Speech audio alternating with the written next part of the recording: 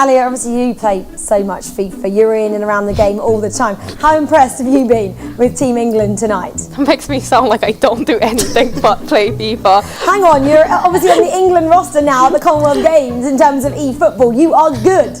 Yeah, I'm alright.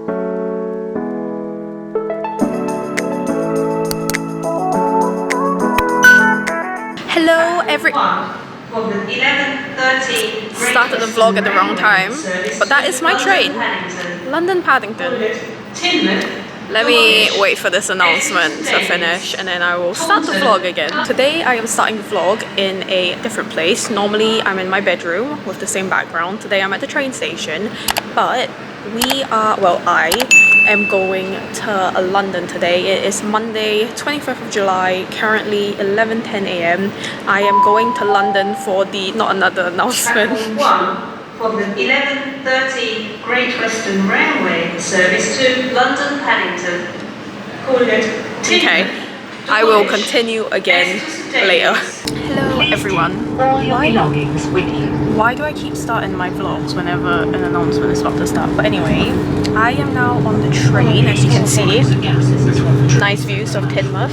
But I am going to London today for the Shesportscup. I can't remember how much I said earlier, but it's the Shesportscup Euros edition. This is the 5th edition. I have been part of 2 of them. One of them that was in London last year in December for the Christmas special, and I was part of the International Women's Day one as well in March.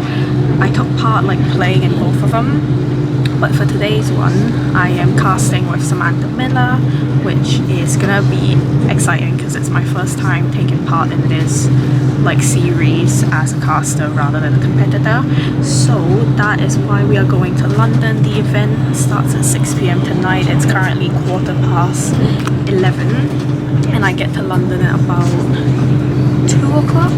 It's just under a 3-hour ride, which honestly isn't that long. I've been to London quite a few times now, so I'm used to the journey and it goes by quite quickly. I have Netflix shows on download, I have podcasts that are downloaded, so yeah, currently on the train. That's pretty much what it is. I'm sure when I get to the event I can show you guys more behind the scenes of the Shesportscup, but I love being part of the Shesportscup. It's an incredible event run by incredible people. So yeah, I'm very excited for today. I'll catch back with you guys later.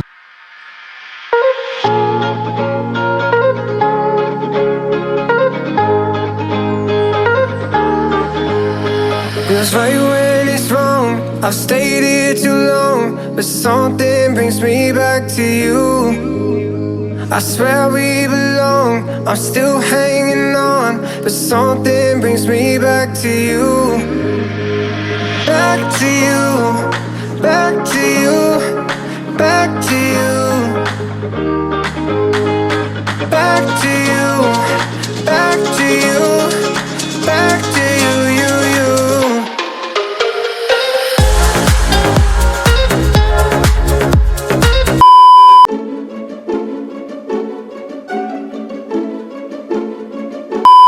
I feel like I should be supporting England here, but my money is leaning towards the German girls. I think personally they gave away their game plan really early on, and the German girls were let me just sit back, relax, let the England girls sweat, and then bang, 2-0, easy win for them. Do you think that's why she plays so well? Because it's almost as if she's got no pressure on her. Yeah, I mean, it's really a mental game when it comes to competitive FIFA. When I watch Fabi play, she'll score the most amazing goals, do the best skills, and she just sits there leaning back in her chair and it's yeah, whatever. I think when you know you're that good, in a way there's lesser pressure on you because you know what you can do, you know what you can bring to the table, and I think it's her mentality with Fabi, I think, is just so incredible. She's just yeah, I've just scored a worldie, no big deal, it's just a casual thing. But do you think that Lisa and Footheader will sort of learn to play with each other a bit better now they've had one game under their belt? Is it sometimes you just, when it is 2v2, we spoke about this, it's so different. Now they've had one game together, will the next game they play together be a bit different?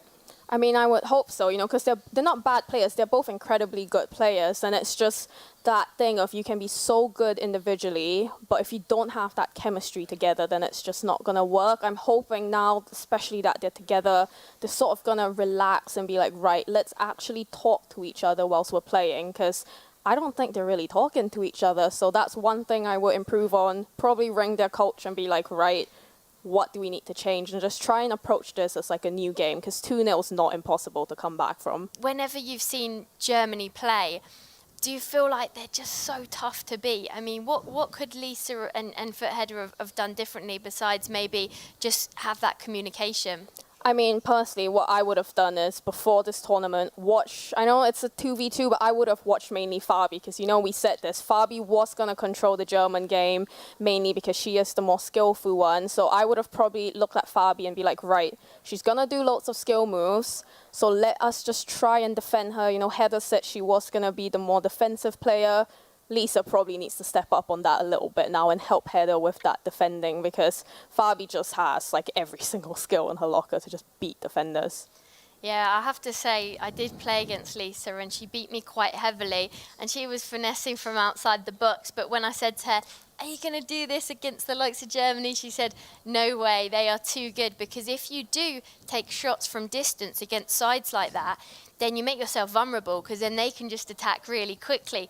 So do you really have the time when you want to take a shot at goal, because you just need to keep the ball as often as possible? I mean, I don't think necessarily. I think the England girls do need to start taking their chances more. They are trying to get into the box to, it does increase your chances at scoring, but it's not working. You're 2-0 down. Lisa is going to have to start doing her finesses outside of the box. They're literally just going to have to be more confident in themselves and just go for it, because the German girls are incredible at defending. Definitely. Lisa, if you're watching this, we want you to take some shots from outside the box. I reckon she heard us.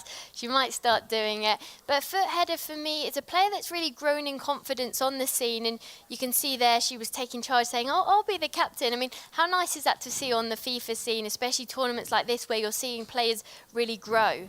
It's incredible to see, there's not many FIFA female players, and I think it's really hard, in such a male-dominated scene. So to see the girls stepping up and being like, I'm good enough, I can do this, especially with Heather. When I first met Heather, she was really soft-spoken, really quiet, and then now she's like, yeah, I'm going to be captain, I'm going to take the charge here, and it's incredible to see, how much the female FIFA scene has grown.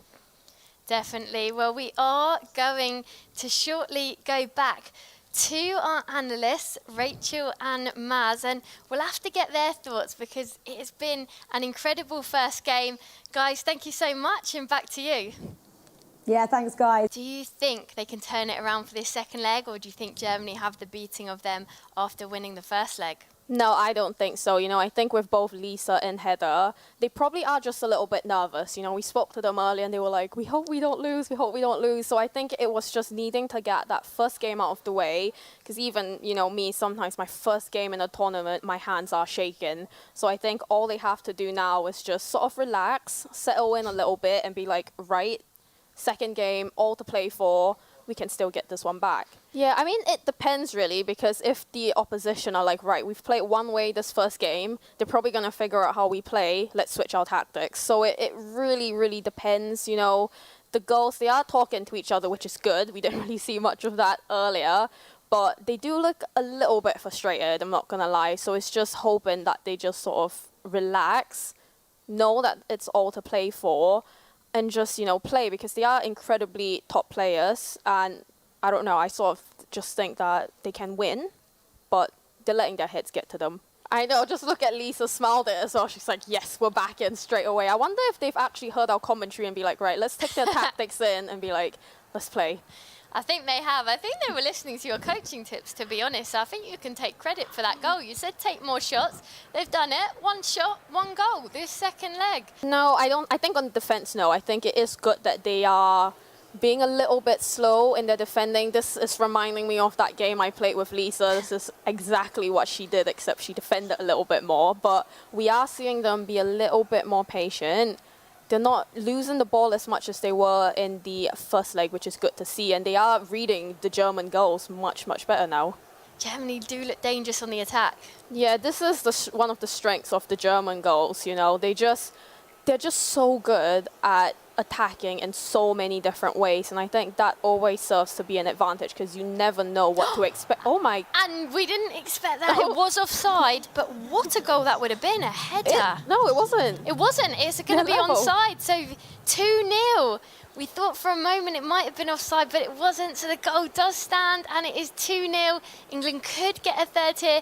Messi into Ronaldo. No, it really, really isn't. But I think this was an incredible half from the England goals. I think coming back to 2-2 in the first half, their confidence must be just soaring. And if I was the German goals, I'd be a little bit shaky, you know, because I don't think they are playing the same way that they did in that first leg. Germany just seemed to be a little bit, I don't know if it's like off guard, you know, they've like sort of relaxed a little bit, and the England goals have really just capitalized on this. But you love to see it, you know, I love watching FIFA Pro games and you just see them smiling and laughing at halftime because it really just shows that the mood it's really high. And if you look at the stats here, 1.6 expected goals to England, 0.2 to Germany, and England have actually only had 39% possession, so I think that's an incredible stat. Not a glory hunter, but you can tell, I think, that England goals, they probably just needed that first leg to sort of gel, figure out how they work well together, and then just be calm and composed. And I think,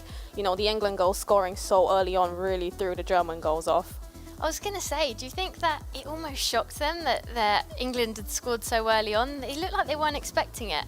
I think so, and it wasn't like a regular tap-in goal. Like, it was a really, really good goal, and I think the German goals were probably like, oh, what's happened here? And then for England to score again and go 2-2, I think, you know, England did really well. Would have been great to get 3 points instead of 1, but I think they've stolen 2 points off Germany, and it's very well deserved as well. That was just a fantastic end to the game. Did you expect that? No, not really. I mean, I thought it was going to end at a draw, especially that when we came into it, it was 3-3. I was not expecting 4 goals within the span of, 25 minutes, was it? It was. Well, I'm still trying to get my breath back after that game because that was intense.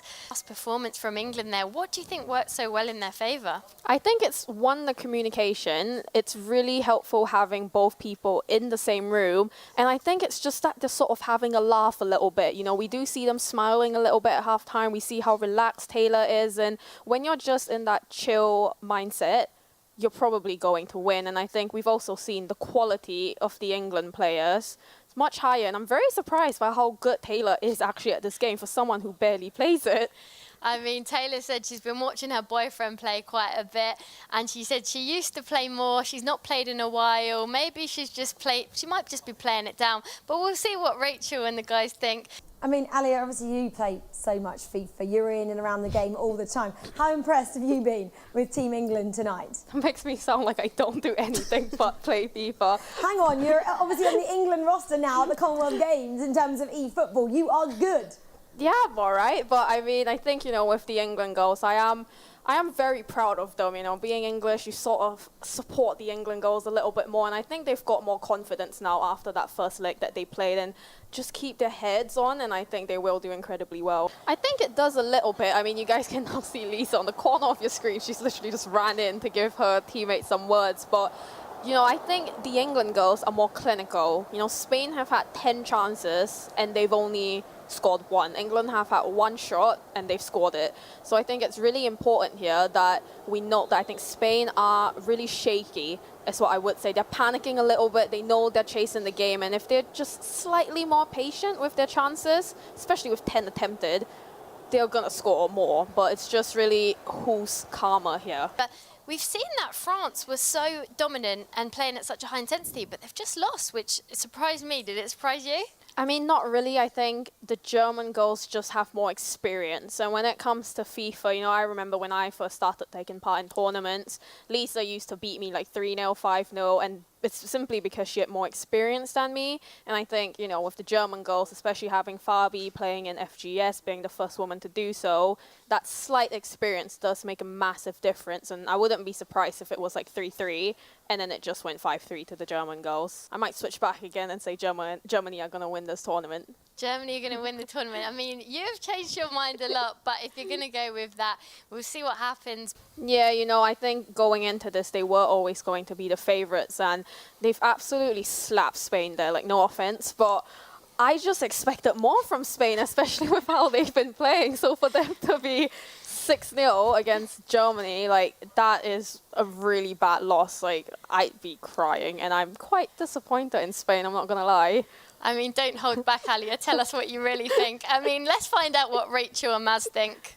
I mean, that's going to be clipped up, isn't it, on socials? I'm not going to repeat what you just said there, but I loved it. Anyway, Alia, that little kind of incantation of whatever you just said. Just the confidence is built for them, you know. I think within the FIFA scene in general, Germany are very, very strong. And I think with the German girls, probably just hearing Umut speak as well a little bit gave them that confidence booster. But I think they're just playing how we know they can play, and I reckon they'll go all the way to the final and win it. I mean, Alia's changed her mind about 4 times with who she thinks winning the tournament. I can't keep up. And Alia, I mean, you certainly weren't holding back at all. You really told us what you thought. I mean, you could tell us again if you want, but what could Spain have done differently? Was it just the case of Germany being so strong that Spain just ran out of options on how to play against them? You said that you would have maybe played it on the floor a bit more, though. Yeah, I think with Spain, you know, you lose your first game 6-0, and I think going into the second game, their hits just weren't in it. You know, 6-0 is a very difficult scoreline to try and come back against, and, you know, it's disappointing for the Spain girls. You know, they're a very talented bunch, and I don't think they were expecting to have a 12-0 loss over 2 legs. Like, that is it's quite disappointing for the Spanish side. Germany just look unstoppable at the moment. I mean, I think they did play France earlier, and Germany actually won 5-3. So it'll be interesting to see if how they're gonna approach this game, because they've already played once. Both teams know how the other ones play. So it's a question of who's the smartest. I mean, how have you made of them throughout the tournament, Alia? You know, I think they're actually a really good side, and I think it's one of them. You know, when you just get battered like that, it just affects your mentality. You could be the best player, but if something goes wrong in the game, you just lose your head and you just suddenly forget how to play FIFA. Sam, final thoughts from you as well. Well, Alia, Erin and Sam, thank you so much for joining us and casting those matches. And yeah, Erin, good luck for this season. Alia, good luck for the Commonwealth Games. And Sam, good luck with everything you do. You have so much going on. You're the busiest woman in football I know. So thanks for joining us, guys. Thank you. Thank you.